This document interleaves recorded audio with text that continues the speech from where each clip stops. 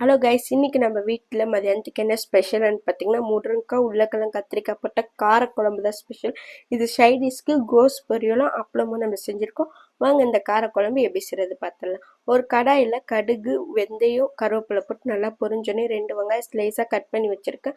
அதையும் போட்டு நல்லா வதக்கிக்கலாம். வெங்காயம் நல்லா வதங்கினோடனே 3 தக்காளி ஸ்லைஸாக கட் பண்ணி வச்சுருக்கோம். அதையும் போட்டு நல்லா வதக்கிக்கோங்க. அதோட லைட்டாக மஞ்சத்தூள் போட்டு நம்ம கட் பண்ணி வச்சுருந்தா முருங்கைக்காய் உருளைக்கிழங்கு கத்திரிக்காய் அதையும் போட்டு நல்லா வதக்கிக்கலாம்.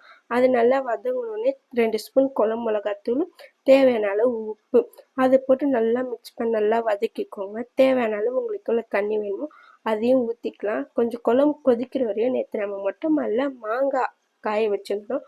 அந்த மாங்காவையும் போய் பார்த்துட்டு வந்துடலாம். அடிக்கிற வெயிலுக்கு மாங்காய் நல்லாவே காஞ்சி இருந்துச்சு. இன்னைக்கு கொஞ்சம் ஃபுல்லாக காஞ்சி இருந்துச்சுன்னா நாளைக்கு நம்ம அடை மாங்காய் தயாராகிடும்.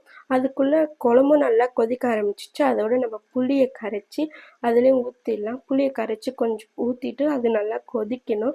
அது நல்லா கொதிச்சோன்னே நமக்கு ஃபைனலாக கொத்தமல்லியை போட்டு ஆஃப் பண்ணிடலாம். ஒயிட் ரைஸோடு இந்த குழம்பு ஊற்றி சாப்பிட்டிங்கன்னா டேஸ்ட்டு சும்மா சூப்பராக இருக்கும். உங்களுக்கு இந்த வீடியோ பிடிச்சிருந்துச்சுன்னா மறக்காமல் சப்ஸ்கிரைப் பண்ணிவிட்டு ஒரே லைக் பண்ணிடுங்க. தேங்க்யூ ஃபார் வாட்சிங்.